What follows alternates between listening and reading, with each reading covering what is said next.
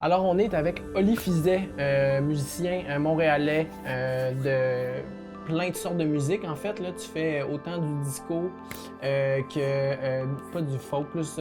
Plus du funk. Ouais, funk, ouais. Exactement. Exactement, deux familles complètement différentes. On est chez lui en ce moment, dans son studio.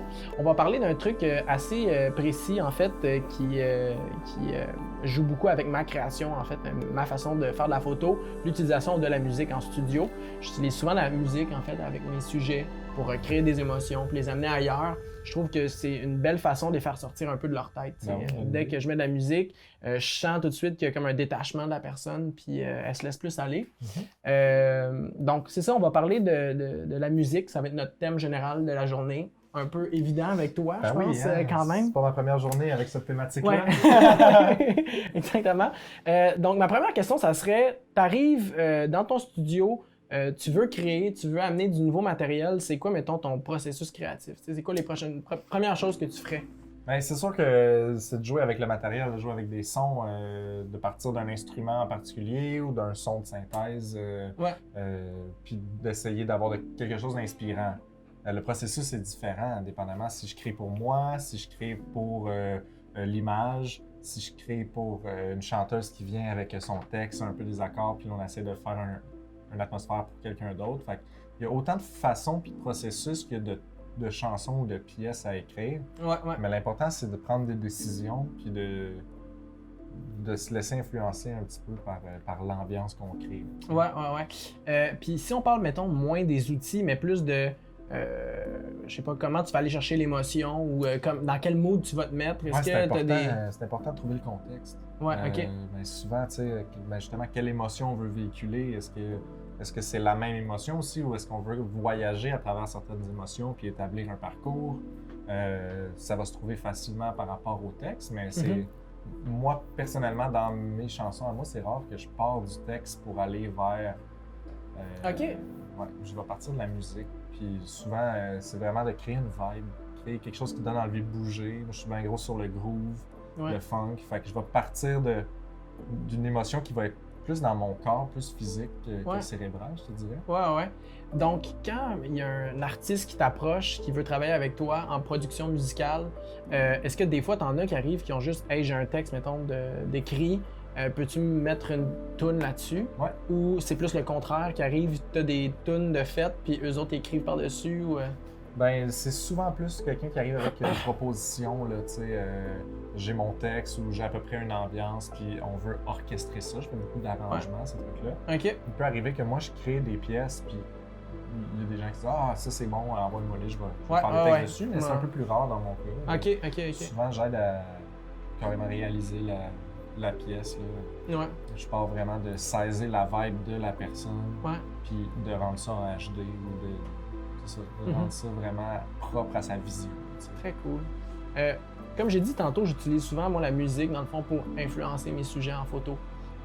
Je sais que la photo, la vidéo est quand même très important en musique, surtout avec l'avenue justement de tout ce qui est médias sociaux, tout ce qui est marketing, Musique Plus, back in the days aussi, le vidéoclip. Ouais. Comment tu te positionnes, mettons, par rapport à ça, par rapport à l'importance de ces médias-là en musique?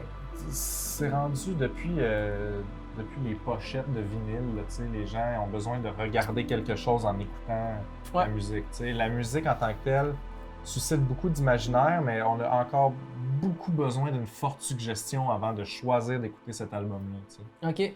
Fait que pour moi, la vidéo puis la photo, c'est quasiment rendu plus important que l'enregistrement. C'est plate à dire, mais à ce point-là. C'est tellement important dans ta promotion, dans ta crédibilité, qu'à un moment donné, on n'aura pas le choix d'investir vraiment dans l'image de marque puis dans la persona, donc dans la vidéo puis dans la photo, pour que les gens aient le goût, dans la marée de musique qui existe, cliquer sur ton petit dessin d'album pour voir qu'est-ce qui se cache en arrière de ça. Donc, c'est ça, comme je disais tantôt, moi, j'utilise souvent la musique en photo pour partager ou créer des émotions chez mes sujets. Je sais que la photo, la vidéo deviennent de plus en plus importants en musique à travers le marketing ou à travers justement les vidéoclips avec Musique Plus quand c'est arrivé, nanana. Je me demande comment tu te positionnes toi justement par rapport à ces médias-là en musique. Ben tu sais, on est un peu dépendant de ça. Je pourrais pas me positionner contre la photo et la vidéo en musique. Non, mais il y a des musiciens qui pourraient dire que c'est superficiel, ou c'est secondaire, puis qu'on perd l'essence de l'écoute. Je trouve que ça permet à beaucoup d'artistes qui ont une musique médiocre de bien paraître.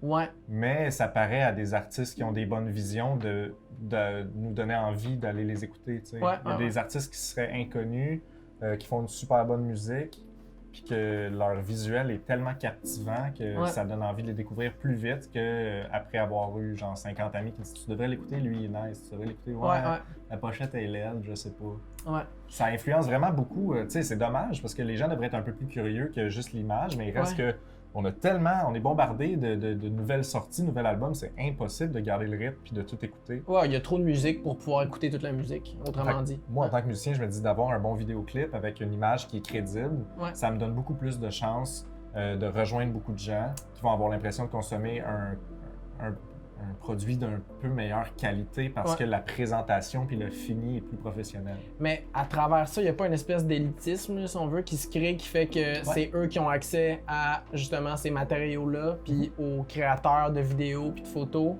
qui ont une chance, tu sais. Tous les créateurs, je pense, qui sont victimes de cette espèce de garde d'élitisme-là. Tu vas faire du film...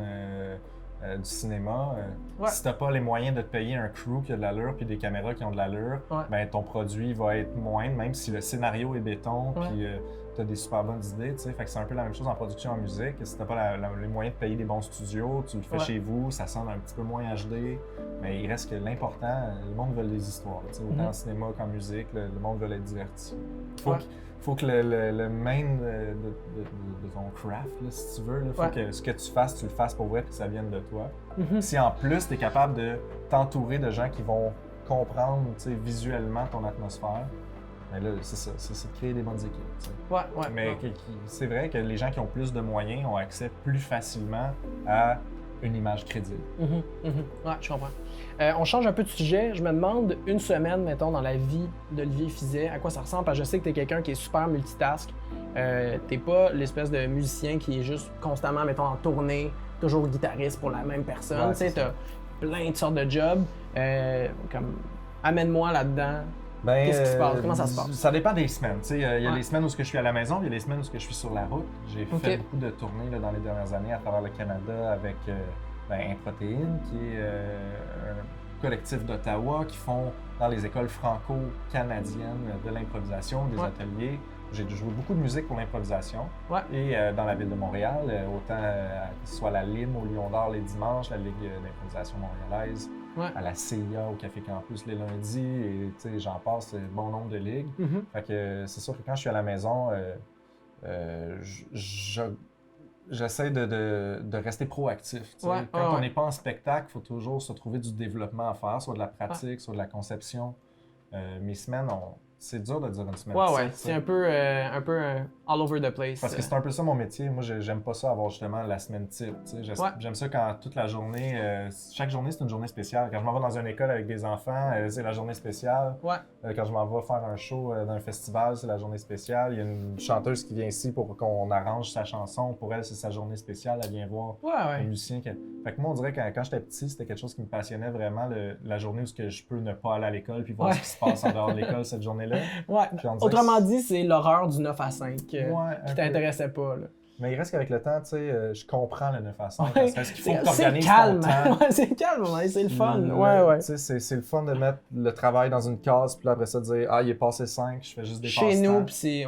Mais quand ton travail puis ton passe-temps, c'est comme pas clair. Ta vie, puis... Mais c'est pour ça que j'ai commencé à faire un peu plus de sport. J'ai été beaucoup d'années à snobber un peu le sport en disant « Je suis un artiste. » J'ai pratiqué 4 heures de piano aujourd'hui, j'ai fait mon training. Non. J'ai commencé à grimper. C'est l'escalade, l'escalade de bloc. Fait que j'ai rentré ça dans mon horaire de la semaine. Pour moi, c'est un impondérable il faut que je fasse du sport, les endorphines du sport, un esprit sain dans un corps sain. Il faut bouger puis il faut être actif. Puis moi, c'est pas parce que je suis musicien que je suis exempt de ça, tu sais. Puis d'avoir une deuxième passion, quand ta passion, c'est ton travail, c'est le fun de redécouvrir quelque chose que tu fais, puis tu sais que t'as pas d'attente professionnelle ou besoin de le faire pour du cash.